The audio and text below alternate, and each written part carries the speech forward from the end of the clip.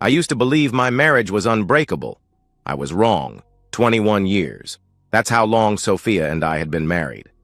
21 years of Saturday morning coffee on the porch, watching the sun paint our suburban street gold.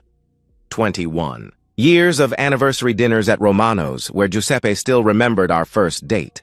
21 years that our friends called relationship goals at every gathering, holding us up as proof that real love still existed.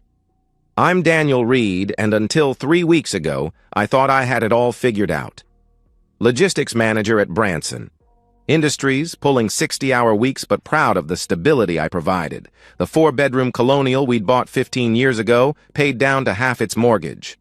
The knowledge that when I came home exhausted from untangling supply chain disasters, Sophia would be there with her warm smile and that way she had of making everything feel manageable. She worked at Meridian Marketing, a mid-sized firm downtown. Matthew Reynolds ran her department, a smooth-talking executive who Sophia described as supportive and understanding. She'd mention how Matthew encouraged her ideas, unlike my rigid thinking about schedules and plans. I never thought much of it. Why would I? This was Sophia. My Sophia. Our last vacation haunts me now. 2 weeks in Costa Rica 3 months ago. She'd seemed distracted, checking her phone constantly, claiming urgent client emails. Matthew needs this campaign perfect, she'd said, typing furiously by the pool. I'd kissed her forehead and told her to relax. That work would survive without her. She'd given me this strange look, almost pitying, before returning to her screen. That Saturday afternoon started like hundreds before it. Sophia was at her sister's baby shower. I was catching up on yard work, fighting the spring weeds that threatened our flower beds. The headache came suddenly, sharp enough that I needed aspirin immediately. Sophia's purse sat on the kitchen counter, where she'd forgotten it. Designer leather she'd bought herself for Christmas. I reached inside for the small pill bottle she always carried. My fingers found it, along with something else. Something that shouldn't have been there. A fresh pack of condoms. The receipt was still attached, purchased 3 days ago. We hadn't used condoms in 15 years. Not since her IUD. I stood there, holding that package, my hands trembling, knowing that everything I believed about my life was about to change forever. The condoms burned in my pocket for 3 days. Every conversation with Sophia became a minefield of hidden meanings. Every smile felt rehearsed. Every touch made my skin crawl with questions I couldn't ask. "You're quiet lately," she mentioned. Tuesday morning, applying lipstick in our bathroom mirror. New lipstick. When had she started wearing that shade? "Just work stress," I managed, watching her reflection. "Big shipment problems from the Seattle warehouse." She nodded absently, adjusting her dress. Another new purchase I hadn't noticed before. "I'll be late tonight. Matthew has us all staying. For the Henderson presentation prep," she added casually. Matthew. The name sat in my mouth like poison. That evening, I did something I'd never imagined. I became an investigator in my own marriage. Credit card statements revealed charges I didn't recognize. The Riverside Hotel downtown, $47 for lunch on a day she'd claimed to be eating salads at her desk. Nordstrom purchases far exceeding what appeared in our closet. Restaurant receipts for 2 at places I'd never heard of. The evidence accumulated, like snow before an avalanche. Late nights that didn't align with her department's actual meetings. The gym membership she'd started but never seemed to use, though she left the house in workout clothes twice a week. Her phone, suddenly password protected and always face down during meals. Thursday night, she came home glowing. Actually glowing. With this energy I hadn't seen in years. She kissed me. Really kissed me, and suggested we open a bottle of wine. As she laughed at some story from her day, gesturing with her glass, I realized I was looking at a stranger wearing my wife's face. The next morning, I called Tom, a lawyer friend from my golf club.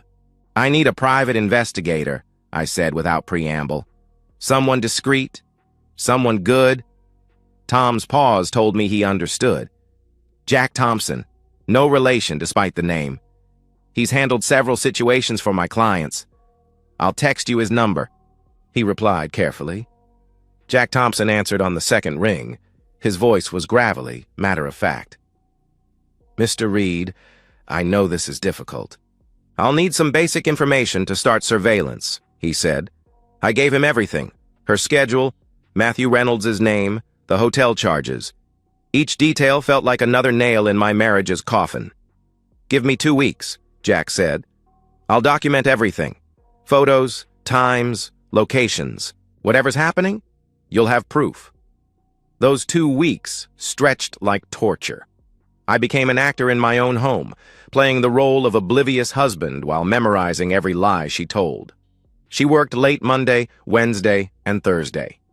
She had client dinners Tuesday and Friday. She went to yoga Saturday mornings, all lies, every single one. When Jack Thompson finally called, his words were careful but direct. "I have everything you need, but you're not going to like what you see," he warned. When Jack handed me that manila envelope, I knew that opening it would end my marriage, but I had to know the truth. The photos spread across Jack Thompson's desk like crime scene evidence. My wife entering the Riverside Hotel with Matthew Reynolds, his hand on her lower back. The two of them at Café Lumière, leaning across the table, fingers intertwined. Matthew leaving my house, my own house, at 2:47 p.m. on a Tuesday when I was at work. 8 months, Jack said quietly. Based on the patterns, this has been going on for at least 8 months. 8 months of Tuesday and Thursday afternoons at the Riverside. 8 months of lunch meetings that were intimate meals at upscale restaurants. 8 months of them in my bed while I worked overtime to pay for the life she was sharing with another man. The worst photo showed them on my porch, kissing like teenagers while I was traveling to Detroit for a supply chain conference last month.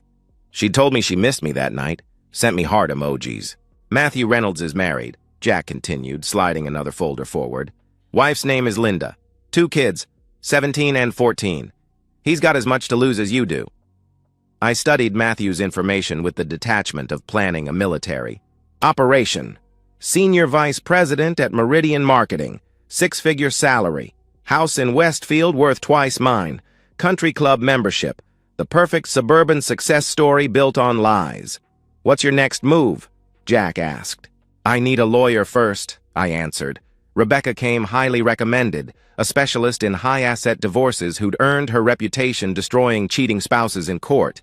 Her office radiated power, floor-to-ceiling windows, leather and mahogany, photos with state senators.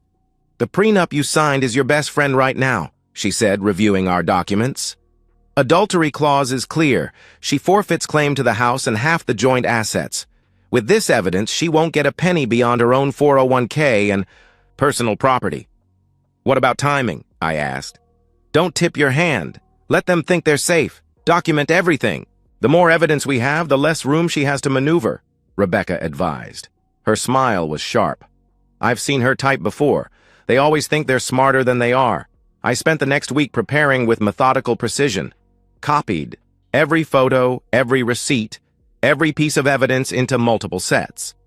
Researched Linda through social media, a real estate agent with her own successful agency, active in school committees, proud mother posting about her kids' achievements.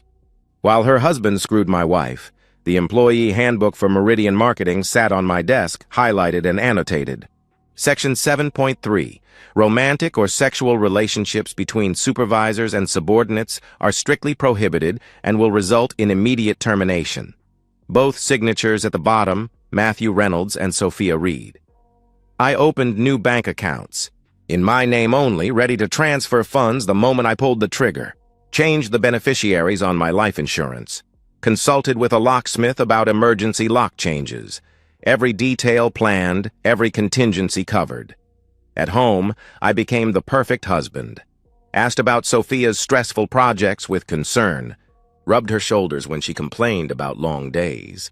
Even suggested she take a spa day to relax, watching her lie about going with her sister when I knew she'd spend it with Matthew. Saturday morning, she made French toast, my favorite, humming in the kitchen like a woman without guilt. Been so understanding about my crazy schedule, she said, kissing my cheek. Matthew says the big project will wrap up soon. Take all the time you need, I replied, meaning it. Every lie she told was another nail in her coffin. Jack Thompson's call came Tuesday afternoon. They're at your house right now. Do you want to catch them in the act? He asked urgently. I told my supervisor I had a family emergency and left work immediately. Time to end this charade forever. The 15-minute drive home stretched into eternity. Every red light gave me time to think about what I was about to do. 21 years of marriage about to end in 15 minutes of destruction. My hands were steady on the wheel, since I'd made my decision. I stopped at Wells Fargo first, withdrawing copies of evidence from my safe deposit box. Then a quick detour to my trunk where I'd kept my father's Louisville Slugger for the past week. Not for violence. I wasn't that man. But as a reminder of the lessons he'd taught me about standing up for yourself. About never letting anyone make you small in your own home. Matthew's Mercedes sat in my driveway like a declaration of war. The same car he'd parked there dozens of times while I earned the money that paid for the house he was defiling. I photographed it from 3 angles, checking the timestamp. 2:33 p.m. Tuesday afternoon, right on schedule. The front door opened silently. I'd oiled the hinges Sunday night while Sophia slept. Their voices drifted down from upstairs. Her laugh, the one I used to love, mixed with his deeper chuckle. The sound of my bedroom door ajar, the bed creaking in a rhythm that made my stomach turn. But I didn't rush. Rush implied emotion, and I was beyond that now. I set evidence packets on the kitchen counter, the dining room table, the living room coffee table, placed my phone on the hallway table, video recording, retrieved the baseball bat from the porch, feeling its familiar weight. Every step calculated, every action deliberate. The stairs didn't creak. I knew which ones to avoid after 2 decades of late-night trips to the kitchen. Their voices grew clearer. Matthew saying something about, "When I leave Linda." Sophia responding. With Daniel so predictable he'd never suspect. My name in their mouths while they lay in my bed. The contempt in her voice when she said predictable. I stood outside my bedroom door for 60 seconds, counting each one. This was it. The moment that would divide my life into before and after. Inside that room was evidence of the greatest betrayal I'd ever experienced. But also my liberation. The door swung open. They didn't notice at first, too wrapped up in each other to hear the hinges. Matthew saw me first, his eyes going wide, scrambling for the sheets. Sophia turned, and for one beautiful moment, I saw real fear in her eyes. Then, it transformed into something else, contempt, amusement. She actually smirked. "Well," she said, pulling the sheet up with casual arrogance, "I guess the cat's out of the bag." Matthew tried to stand, reaching for his pants. "Daniel, listen, this isn't—" he started frantically. "Sit down, Matthew," I commanded. My voice came out steady, controlled. He sat. Sophia laughed, actually laughed. "Oh, come on, Daniel, don't be dramatic. We're all adults here," she said dismissively. She tilted her head, studying me. "You can either accept this arrangement or I'll destroy you in divorce court. I'll take the house, half your pension, everything. You know I will," she threatened. Matthew found his confidence again, probably encouraged by her casual cruelty. "She's too much woman for you anyway, Dan. Maybe this is better for everyone," he added with a smirk. They both smiled. Smiled at me in my own bedroom, in my own bed, like I was the punchline to their private joke. I pulled the first evidence packet from behind my back and tossed it on the bed between them. "Actually," I said quietly, "I have a different arrangement in mind." Their laughter died when they saw the photos, but they had no idea this was just the beginning. The photos scattered across the rumpled sheets, them entering hotels, kissing in restaurants, Matthew leaving my house. Sophia's smirk evaporated as she recognized the Tuesday afternoon timestamp on her car in our driveway, while Matthew's Mercedes sat beside it. "You hired someone to follow me?" she demanded, her voice pitching higher with indignation replacing arrogance. 8 months, Sophia. You've been bringing him into our bed for 8 months, I stated flatly. Matthew lunged for his clothes, trying to dress while backing toward the door. I'm leaving. This is between you two, he said desperately. No, I interrupted, stepping aside but holding the baseball bat loose in my hand. You're going to sit there and listen. You can't keep me. Here, he protested. Section 7.3 of Meridian Marketing's Employee Handbook, I said conversationally. Romantic relationships between supervisors and subordinates are strictly prohibited. I have copies for HR plus these photos plus hotel receipts you expensed to the company. His face went white. You wouldn't, he stammered. The packet will be delivered within the hour, I informed him. Sophia tried tears next, her manipulation playbook opening to Chapter 2. Daniel, please, we can work through this. It was a mistake. I love you, she pleaded. The prenup you signed specifically addresses adultery. You forfeit the house and half the marital assets. Rebecca has already prepared the paperwork. I cut her off. Rebecca? She gasped, the tears stopping instantly. She knew that name. Everyone in our social circle did. You can't afford her, she accused. Actually, she took the case at a discount. Apparently, she really enjoys destroying cheaters who mock their spouses, I replied. Matthew made another move for the door. This time, I let him reach the hallway before catching his shoulder. He swung wildly, a soft man's punch from someone who'd never been in a real fight. I dropped him with 2 precise hits, solar plexus, then jaw, not enough to cause real damage, but sufficient to send him stumbling down the stairs, gasping. Your wife, Linda, will have her packet within the hour, I called after him. Drive safe, Matthew. The front door slammed. His Mercedes peeled out of my driveway for the last time. Sophia had used my distraction to start dressing, frantically pulling on clothes. You're making a mistake, she hissed. I'll tell everyone you're abusive. I'll say you hit me too, she threatened. Everything's on video, including Matthew attacking me first, I said, holding up my phone. You have 1 hour to pack what you can carry. The locks change at 5. You can't just throw me out. I have rights, she screamed. You had rights. You forfeited them 8 months ago, I responded coldly. I pulled out another packet.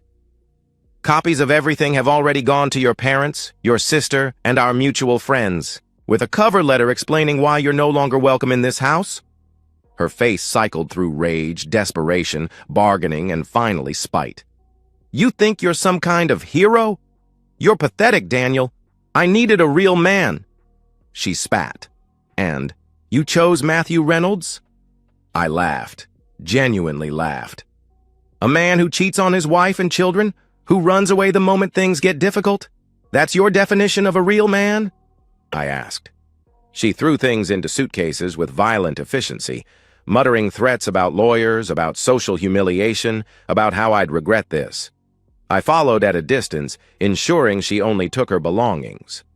At 4:47, she stood at the front, door with 3 suitcases and tears that might have been real. 21 years, Daniel. Doesn't that mean anything? She asked softly. It meant everything to me. That's why this betrayal is unforgivable, I answered. You'll never find anyone who loved you like I did, she said, trying one last manipulation. I looked at her, really looked at her. The woman who'd shared my bed while planning afternoons with another man, who'd laughed at my predictability while spending my money, who'd just tried to manipulate me with tears, threats, and finally, false nostalgia. You never loved me, Sophia. You loved what I provided while you shopped for something better, I replied with finality. She left without another word. I watched her struggle to fit the suitcases into her car, refusing to help. The locksmith arrived as her taillights disappeared. By evening, Matthew and Sophia had both been terminated from Meridian Marketing. Linda Thompson had called me, crying, thanking me for the truth. My phone buzzed with messages from friends who'd received my packets, some supportive, others shocked.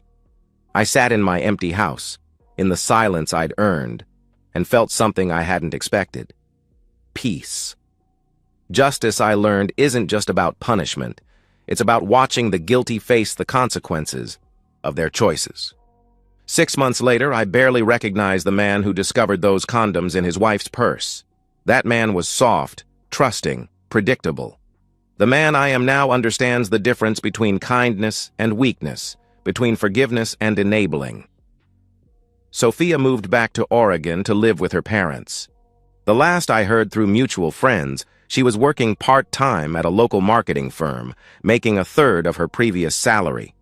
Her reputation in our industry is radioactive. Nobody wants to hire someone who screwed their boss and got caught. She tried contacting me once, 3 months ago, with a long email about forgiveness and second chances. I deleted it unread. Matthew Reynolds' fall was even more complete. Linda took him for everything in the divorce. The house, half his retirement, substantial alimony. His teenage kids won't speak to him. He works at a small firm in Connecticut now, commuting 3 hours daily because he can't afford rent closer to work. Someone sent me his LinkedIn profile where he describes himself as a seasoned marketing professional seeking new opportunities. The recommendations section is tellingly empty. Linda Thompson and I had coffee last month. Not romantic, just two. People who'd been betrayed by the same affair, comparing notes and finding closure. She told me Matthew had tried to blame me for ruining his life. We laughed about that. I didn't ruin anything. I just revealed the truth. My house feels different now. Bigger, certainly, but also cleaner somehow. I replaced the bedroom furniture, painted the walls, made it mine instead of ours. Saturday mornings, I still drink. Coffee on the porch, but now I read books I'd always wanted to explore. I joined a hiking club, started learning Spanish, took up woodworking in the garage. Things Sophia had called boring or pointless. I'm dating again, cautiously. Her name is Elena, a divorced accountant who understands the value of honesty. We're taking things slow, both of us carrying scars but not letting them define us. She knows my story, has seen the photos I kept as reminders. Most people would have just accepted it or exploded, she told me once. You got justice, some mutual. Friends initially criticized my vindictiveness, saying I should have handled things privately, but the evidence was too compelling, the betrayal too complete. Those who matter understood. Those who didn't weren't friends worth keeping. Tom invited me to golf last week. You look good, Dan. Lighter somehow, he observed. Amazing what happens when you remove 120 pounds of dead weight from your life, I replied. Sophia? He asked with a knowing smile. And all the bullshit that came with her, I confirmed. The man I was before would have forgiven her, tried counseling, accepted partial. Blame for driving her away, that man would have been weak. The man I am now knows that some betrayals are unforgivable. Some lines cannot be uncrossed, and some people deserve the full weight of consequences. My father's baseball bat sits in my office now, mounted on the wall. Not as a threat, but as a reminder that sometimes you have to stand up for yourself, even when it means destroying everything you thought you had to build something better. I sleep better now than I have in years, knowing that liars face the truth and cheaters pay the price. And that's the end of today's story. If you enjoyed it, please give this video a thumbs up and drop a comment below. Your support helps the algorithm push my content further. If you're new to the channel, don't forget to hit that subscribe button. It really helps me keep creating more stories for you. Thanks for watching, and I'll see you in the next one.